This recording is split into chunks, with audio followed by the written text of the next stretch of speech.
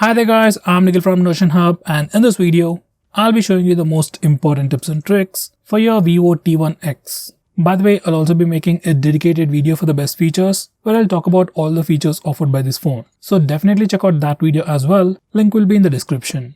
With that said, first I'll start off with the navigation gestures. Once you enable this feature, you can just swipe from the bottom of the screen to go home. You can swipe and hold for recent apps, and finally, you can swipe from the left side or right side of the screen to go back a step. You can also swipe diagonally from the bottom left corner or bottom right corner to trigger Google Assistant. Next, we also have a feature called Always On Display. Here's a quick preview of how the phone looks without Always On Display. It just looks like any other phone, and once you enable the feature, this is how it looks. You can see the time and date information on the lock screen along with the fingerprint icon. From settings, you can change the clock style and also schedule it to automatically turn on and turn off at a specific time. Personally, I would keep it on all the time. Next, we also have some camera gestures. We have touch, voice and palm. If you enable the touch gesture, you can just touch the preview screen to take a picture. And if you enable the voice gesture, you can say cheese to take a picture. Cheese. Cheese. And finally, if you enable the palm gesture, you can just show your palm to take a picture.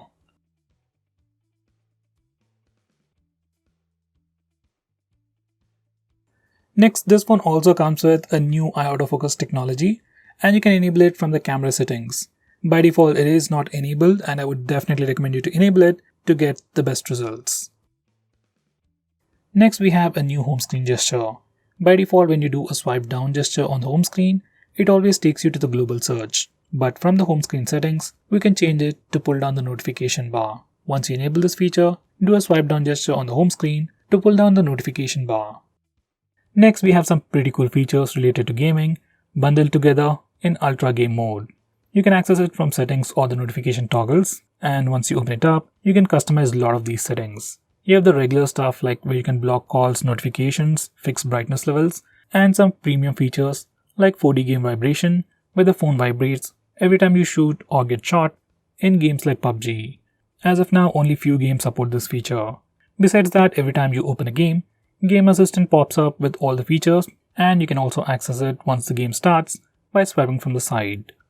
Next, if you are using Face Unlock feature on this phone, I would suggest you to turn on this Fill Light feature. So Face Unlock works better even in low lighting conditions. It automatically increases the screen brightness to see your face better in low lighting conditions. While you're at it, you can also disable this toggle that says Stay on Lock Screen, so you can directly unlock the phone using Face Unlock feature. Normally, you have to swipe on the lock screen to unlock the phone, even if you are using Face Unlock feature. Next, we also have a dedicated dark mode on this phone. You can enable it directly from the toggles or from the settings. Once you enable the dark mode, it changes the entire theme of the phone. All system UI elements change to the dark mode. Some system applications like the phone dialer SMS application also change to the dark mode. Even Google applications like Play Store and YouTube change to the dark mode automatically. On this phone, we can also schedule dark mode so that it enables at a specific time and disables automatically at a specific time. Personally, I would keep it on all the time. It helps you save some battery, and your phone also looks much more cooler. Next, we have split screen mode. Split screen mode has been on Android for a very long time, but on this phone there is a pretty neat shortcut. To open any application in split screen mode, just swipe up using 3 fingers and it opens the current application in a split screen mode, and you can select the secondary application from the list below. On previous Vivo phones, only the apps displayed in the list are supported, but now almost all the applications support split screen mode. Next, I'm going to show you how to change the default applications. From the system app settings, you can change your default launcher, default browser, default music player, video player, and so on. This is something really useful if you use third-party applications, and I will definitely recommend you to change your browser to something like Google Chrome. Next, we have flashlight notifications, and you can enable them from accessibility settings. And once you enable this feature, every time you get a call or a message, your phone's flashlight blinks. It's a pretty cool feature. Next, we have a pretty unique feature on this phone called Smart Click, which will allow you to perform a quick action. These are the settings. You can perform multiple tasks, but personally I use it to turn on and turn off flash. So here's a quick preview. When the phone is locked and the display is off, you can press and hold the volume down button to turn on the flash. To turn off the flash, you can either press the power button or just press and hold the volume down button. This is one of my favorite features on this phone. Next, I'm going to show you how to take a screenshot on this phone. Like on any other Android phone, you can press the volume down and power button both at the same time to take a screenshot. And it works anywhere, every time. If that's a bit hard for you, we also have the 3-finger screenshot gesture. It's enabled by default, so all you need to do is just swipe down using 3 fingers to take a screenshot. And once again, even this gesture works everywhere without any hiccups.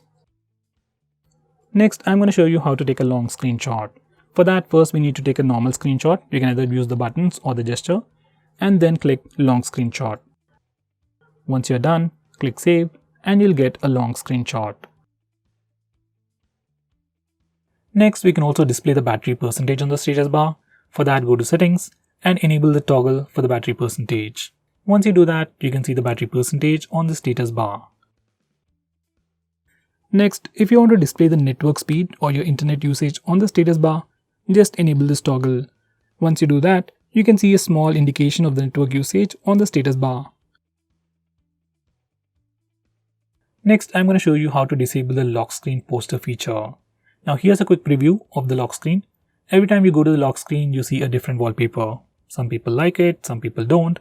If you want a fixed wallpaper or if you just want to disable this feature, just go to the lock screen settings and disable this toggle. Once we do that, we get a fixed lock screen wallpaper. Here's a quick preview. So guys, these are the most important tips and tricks for your Vivo phone. If I missed out on anything important, do let me know by commenting below this video, and definitely check out my video on the best features. Link will be in the description. If you're planning to buy this phone, use the link in the description. It always helps the channel. And if you want us to make any specific video, tweet out to us with the hashtag ASKGREEDYTECH on Twitter and we will try to make it as soon as possible. I'm Nikhil from GreedyTech signing off. Have a nice day.